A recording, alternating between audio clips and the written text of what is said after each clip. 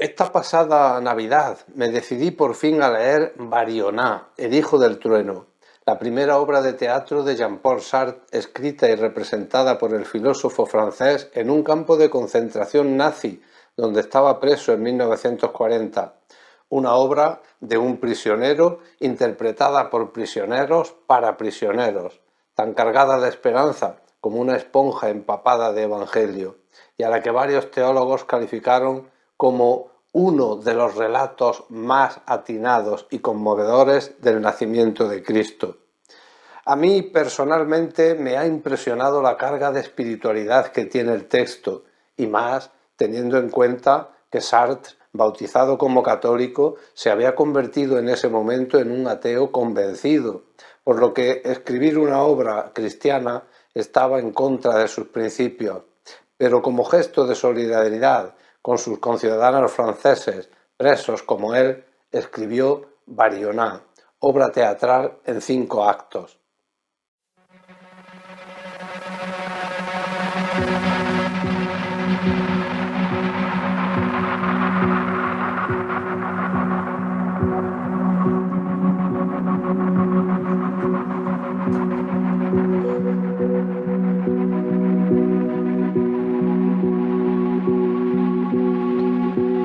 Os pongo en antecedentes por si os decidís a leerla. La acción se desarrolla en Bet-Sur, una aldea próxima a Belén que languidece y se marchita. La tierra no da frutos, los jóvenes se han marchado y apenas nacen niños. Y por si fuera poco, Roma continúa exigiéndoles el pago del tributo al imperio. En ese contexto, Barioná, jefe de los judíos de la aldea, hace jurar a su pueblo que no engendrará más niños. Así no perpetuarán el sufrimiento. En unos pocos años todos morirán y no quedará rastro de ellos. Una decisión esta que para él se revela más mortífera e inquebrantable cuando se entera de que su mujer, Sara, está esperando un hijo. Él, como los demás, también había anhelado la venida del Mesías, pero se ha desengañado. En una de las escenas le confiesa al procurador Lelius: si un Dios se hubiese hecho hombre por mí, le amaría excluyendo a todos los demás. Había entre él y yo algo así como un lazo de sangre, y no tendría vida suficiente para demostrarle mi agradecimiento. No soy ingrato, pero ¿qué Dios sería suficientemente loco para eso? Su terrible y exaltadora acusación contra la existencia lo lleva a lanzarse a una desesperación mayor: ir a Belén para matar al niño desvalido que ha nacido en un pesebre y al que todos empiezan a reconocer como el prometido Mesías. Con emotividad y un estilo lleno de lumbres poéticos, Sartre articula un conflicto dramático que gira en torno a la decisión más radical a la que puede aspirar la libertad humana: aceptar la esperanza o rechazarla. Es conmovedora la ternura con la que el autor describe las escenas de la Natividad, el asombro, la relevancia con que María y José contemplan al niño, un Dios muy pequeñito al que se puede estrechar entre los brazos y cubrir de besos. Resultan inolvidables y emocionantes. Así nos describe Sartre la escena.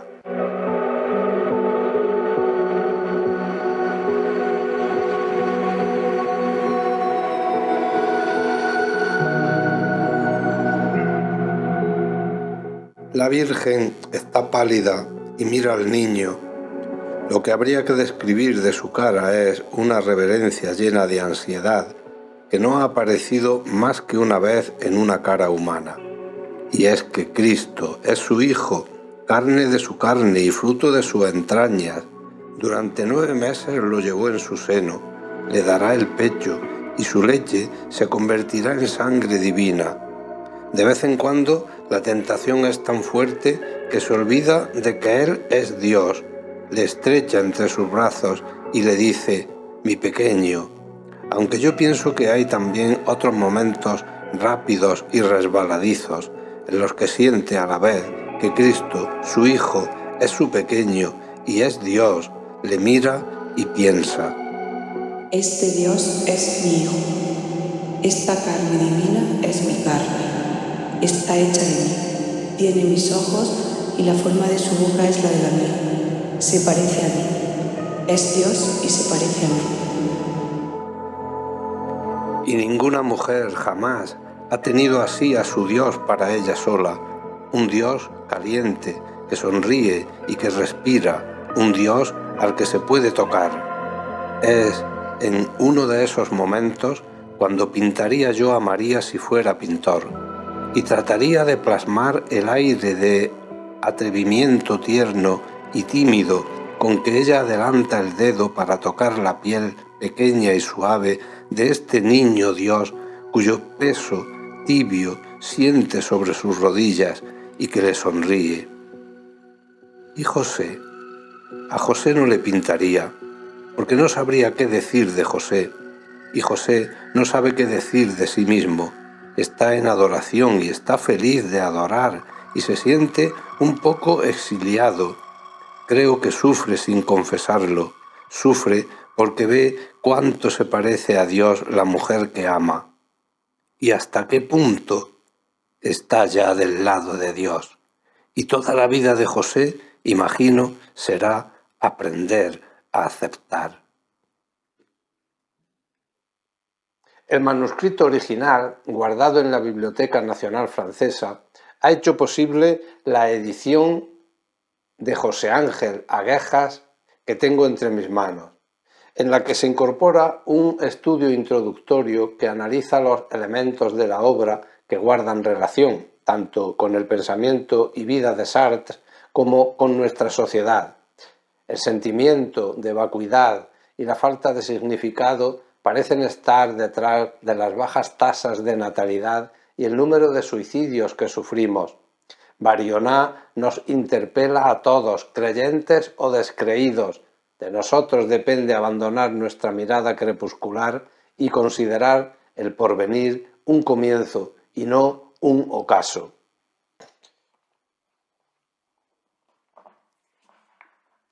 Barioná, el hijo del trueno, de Jean-Paul Sartre. Os aconsejo su lectura. Seguro que os aportará valores desconocidos para creyentes poco dados a la irreverente parafernalia de vacuas actitudes con olor a beatería trasnochada.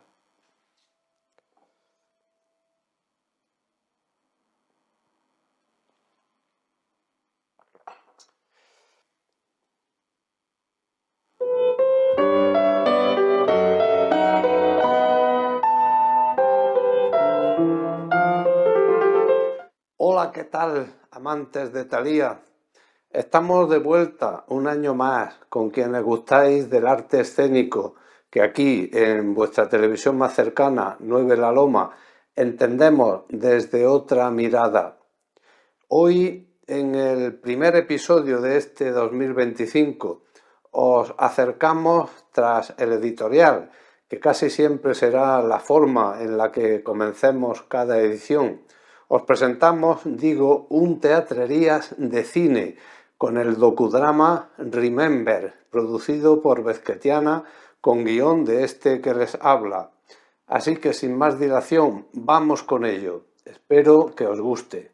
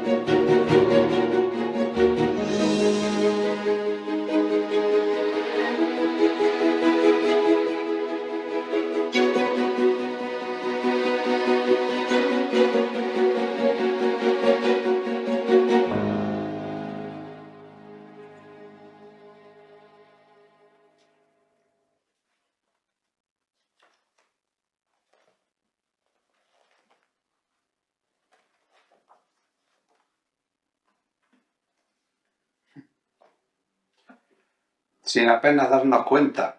El tiempo pasa veloz y cuando te detienes un instante para hacer un ejercicio de memoria, te invade la zozobra cuando te dices, si parece que fue ayer, cuando hice esto o aquello.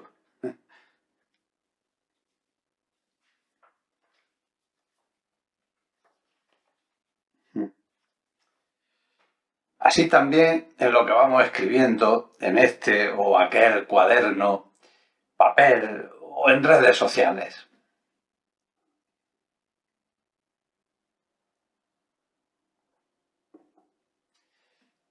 Ayer creo descubrí en la estantería de mis libros de cabecera este recopilatorio del Premio Arjona de relato breve, en el que se recogen los textos ganadores y finalistas de las ediciones de 1988 a 1997. Yo tuve la suerte de que mi relato El Conjuro ganara el premio en 1989, 35 años ya.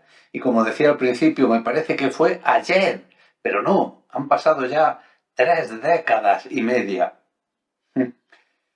Decía el escritor urgabonense Juan Eslava Galán en el prólogo de este libro que cuando un autor novel se presenta a un concurso literario, lo hace pensando más en ver su trabajo impreso y en la divulgación que pueda alcanzar que en el premio en metálico. Pues sí, y en verdad es así. Para mí, ver en un libro mi cuento publicado empezó a impregnarme con el deseo incipiente de ir, pues, no sé, ganando lectores para mi forma de escribir.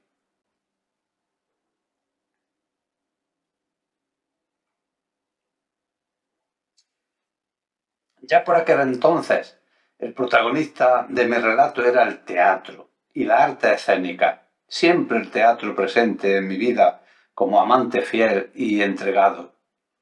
Esta es la historia que nos relata El Conjuro.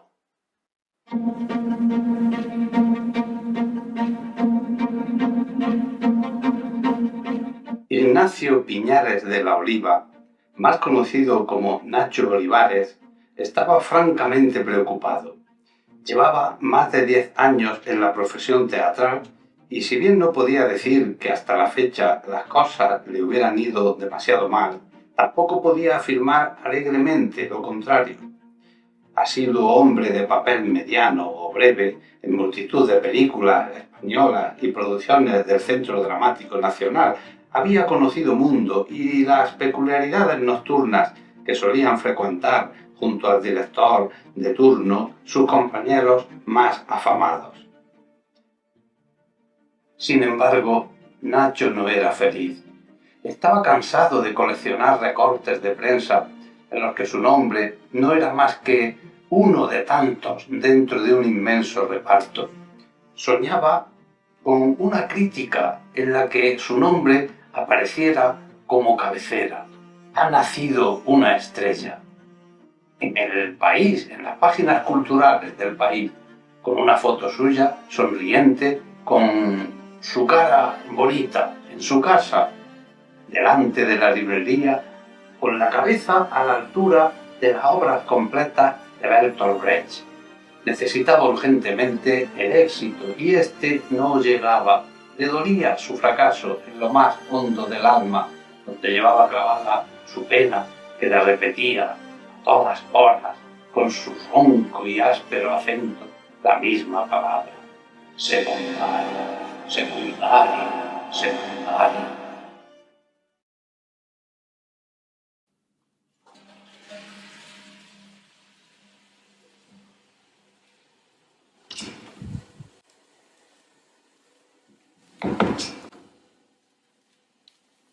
Así pues, una mañana en que se había levantado especialmente malhumorado, tras una noche de pesadillas constantes en torno al número 2, decidió que ya había llegado la hora de cambiar de dígito, por las buenas o por las malas, cayera quien cayera drásticamente.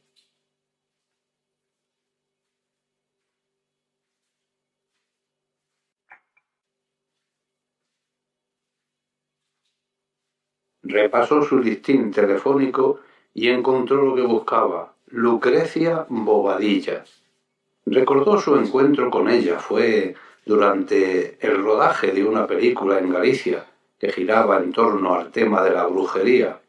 Había sido contratada como asesora y, desde luego, parecía conocer muy bien el tema. Quizá ella podría desvelarle algún misterio, darle una fórmula, desnudarle algún complejo. Marcó con decisión el número, suplicó a todos los demonios para que la voz de Lucrecia no le llegase marcada por la fría distancia de un contestador automático, y esperó la contestación con el corazón latiéndole en las orejas. 1, 2, 3, 4, 5, 6... ¡Zas! La cuenta que se detiene, un vacío y la voz de una mujer lenta, envolvente, tal vez un poco aguda, pero controlada, que le contesta con un... ¿Sí? Lucrecia Bobadilla, el aparato, dígame. Hola, soy Nacho, ¿te acuerdas de mí? Nacho. ¿Qué Nacho? No caigo. Nacho Olivares, nos conocimos en Galicia en el rodaje de Aquelarre. Ah, sí. Nacho. La paranoia aquella de Iker Garatizábal. Sí, ¿Cuánto tiempo? Sí. ¿Y qué quieres de mí? pues no estoy bien, Lucrecia. Creo que mi tiempo se atasca en la mediocridad. Y como siga así, no voy a pasar de ser un secundario impertérrito. Ya, pero yo soy una vidente del montón. No tengo nada que ver con la profesión. Ahí le has dado, Lucrecia.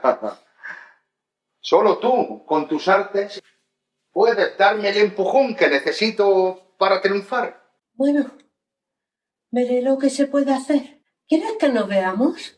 Sí, hoy mismo si es posible. Quedaron en verse a las 6 en punto de la Rosaleda del parque, lo que no dejó de parecerle a Nacho un hermoso presagio. Esa misma tarde, pues, un nervioso actor de segunda fila se paseaba por el parque con la sociable, misteriosa y sabia Lucrecia Bobadilla.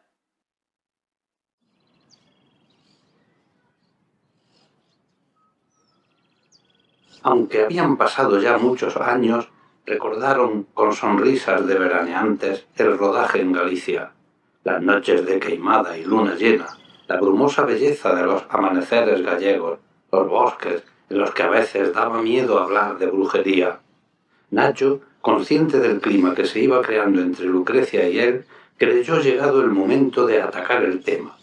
Súbitamente serio, la llevó hasta un banco, se sentaron, le explicó detallada y apasionadamente el problema que consumía su vida. No puedo seguir así, Lucrecia. Siempre papeles secundarios, sin importancia. Yo estoy hecho para triunfar. Pero el tiempo se me acaba y no me llega esa oportunidad que rompa con el destino de actor mediocre que se me ha endosado. Ayúdame, tú puedes ofrecerme tu espiritual ayuda. Y no me digas que en tu don hay que creer. Que yo creo que es la única solución para enderezar mi carrera. Por favor, Lucrecia, ayúdame.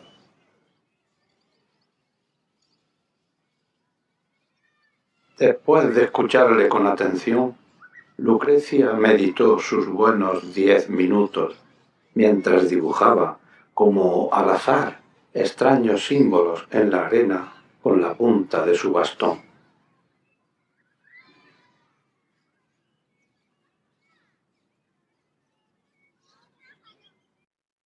Tenso de zozobra, electrizado de nerviosismo, el aspirante a estrella miraba alternativamente los símbolos del suelo, a los labios de Lucrecia, a sus propias manos temblorosas, a la gente que pasaba cerca del banco.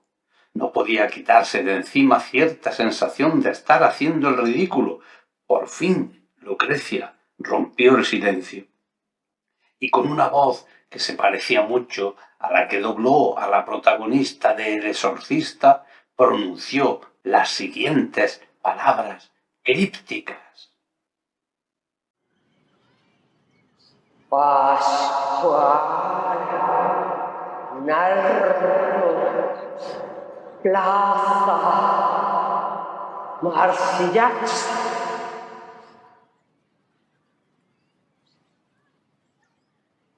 Nacho, he visto tu aura. Me dice que llevas dentro un extraño maleficio que impide tu ascensión a la gloria de la fama. ¿Y qué puedo hacer? No te preocupes, puedo ayudarte. ¿En qué proyecto andas metido ahora? Pues en 3 semanas un importante director de cine va a realizar las pruebas para encontrar al protagonista de su próxima película. He ahí tu gran oportunidad. Guarda celosamente tu secreto. No tendrás nada que temer.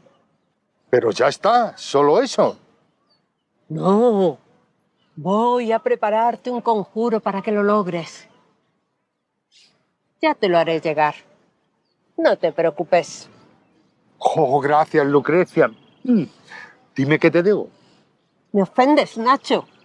No me debes nada. Con un par de entradas para el estreno con tu autógrafo me conformo. Eso sí, debes hacerte con un reloj de carillón y una espada de romance que haya estado en manos de algún gigante. Y ahora, famoso actor de cine y televisión. No te preocupes. Removeré cielo y tierra, pero tendré a tiempo ese botín. Pues nada, marcho. En unos días tendrás mi respuesta.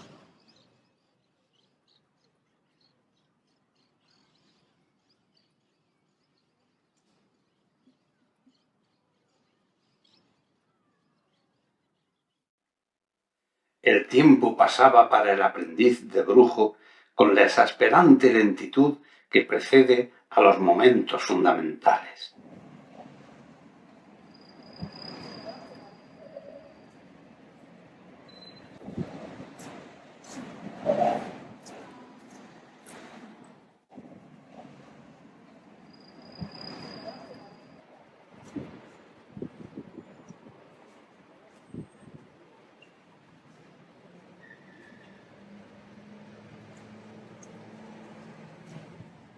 Después de 3 semanas, una noche en que volvía de madrugada a casa, Nacho encontró en el portal de su vivienda a un extraño personaje que le entregó un sobre y desapareció sin más.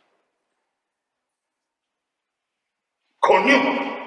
No se asuste, soy el correo de Bobadilla. Tenga usted. Oiga, pero...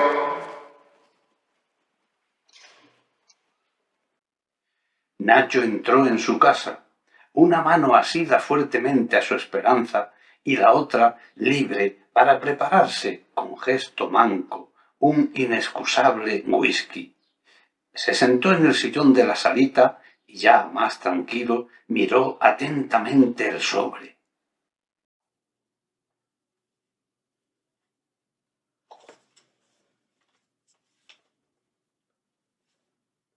No había en él más que la siguiente frase.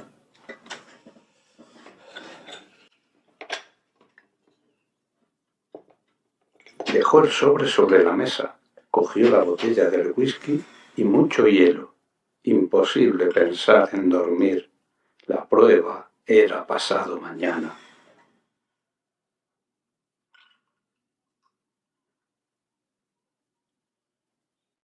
Deambuló por aquel siguiente día con una resaca monumental, adormilado, asustado, ausente en cualquier parte, presente a todas horas en aquel sobre que le esperaba en casa, y sin embargo sabedor de que nada podía fallar.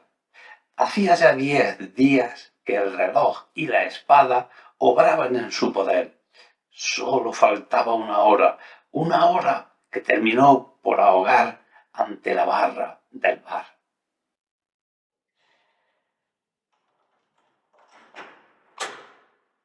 Daban las 22:15 cuando Nacho metió la llave en la cerradura. Echó tras de sí el pestillo, colgó la chaqueta en el perchero y se dirigió a la cocina para prepararse su enésimo whisky.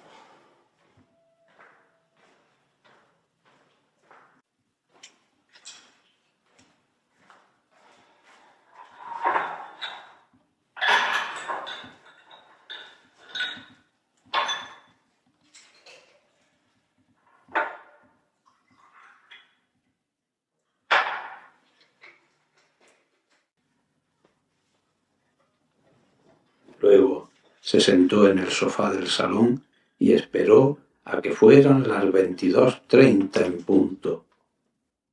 Echó un largo trago de su whisky, cogió el sobre y rasgó la parte superior.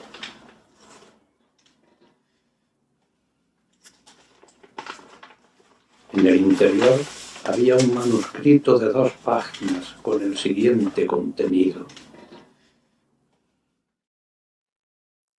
Este conjuro ha sido creado como fórmula mágica. Logrará romper el maleficio que obra sobre él, convirtiéndose así en el mejor actor de su tiempo. Hace al talento invulnerable, a los competidores carne de reparto y a los directores hombres felices con solo pronunciar tu nombre, porque este es un conjuro para el protagonismo sempiterno en el cine, el teatro y la televisión.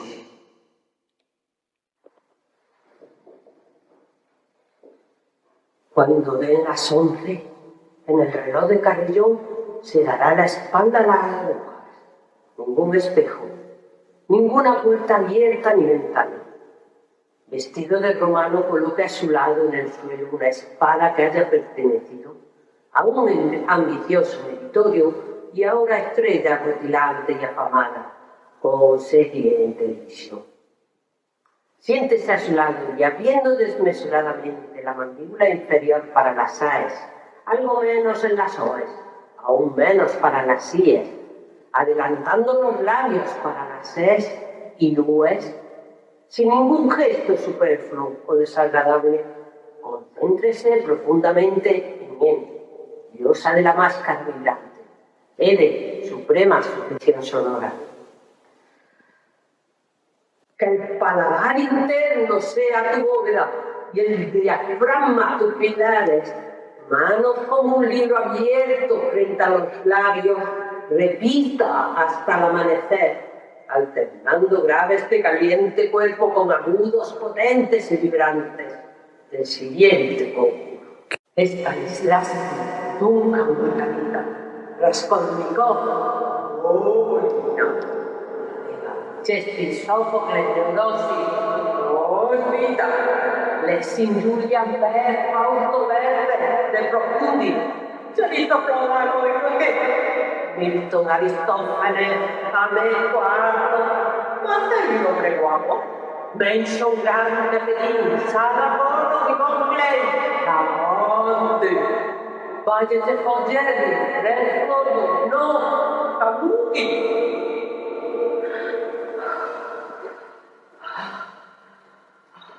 Al dar las 7 en el reloj que dio las 11, vuelva al cuerpo con escénica elegancia y realice una estudiada reverencia, llevándose las manos al corazón.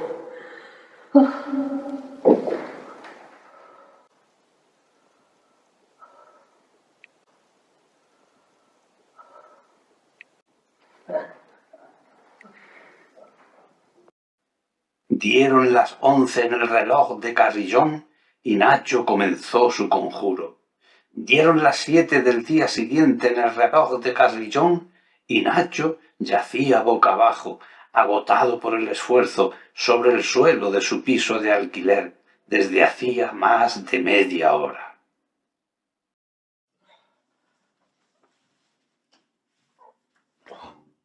Estuvo en esa misma postura hasta las 3 de la tarde. Abrió los ojos con espanto y sacudiéndose las pasadas noches de insomnio, los litros de whisky almacenados en su cuerpo, el dolor en su garganta y en sus piernas, logró ponerse en pie, miró el reloj y lanzó un grito. ¡No! Hacía ya 2 horas que la prueba había terminado. Tal y como estaba, bajó a la calle y llamó a un taxi.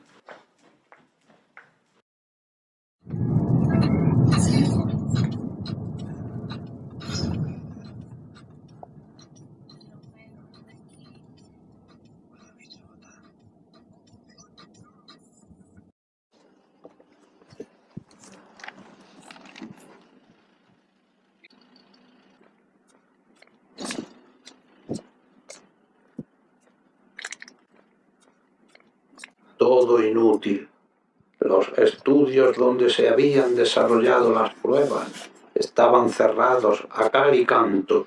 Allí mismo se hubiese puesto a llorar como un niño si de su pena no le hubiese sacado la cabreada voz del taxista reclamando el importe de la carrera.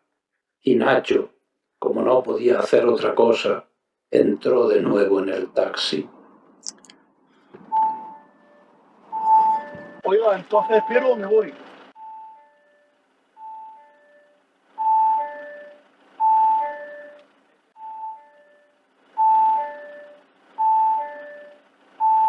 Lléveme a casa, por favor.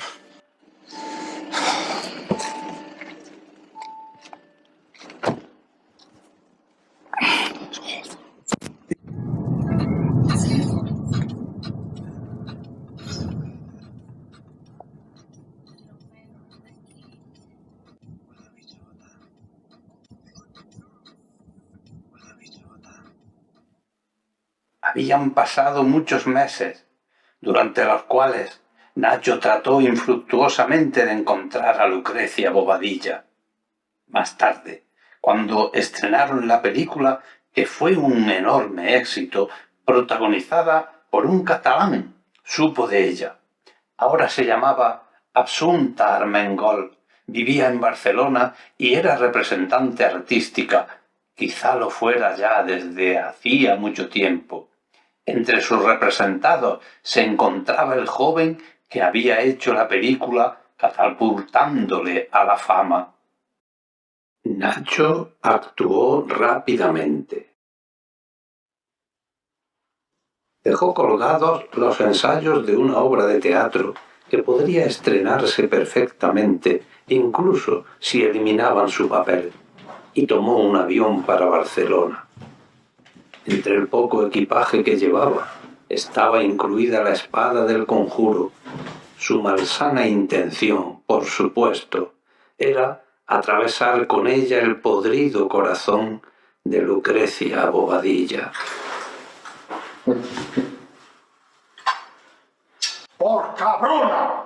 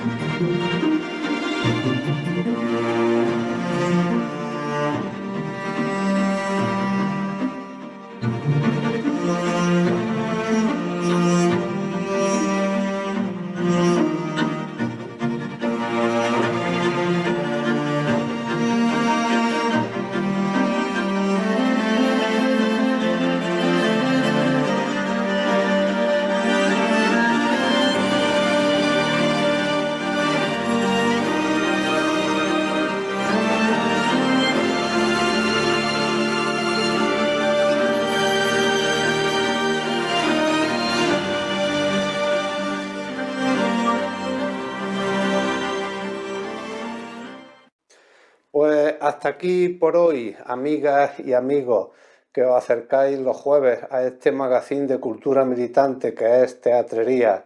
Espero haberos envenenado un poquito con estas gotitas de ternura para el alma y tibieza para el corazón. Gracias por acompañarnos y ser felices, que eso es gratis todavía. Hasta la próxima.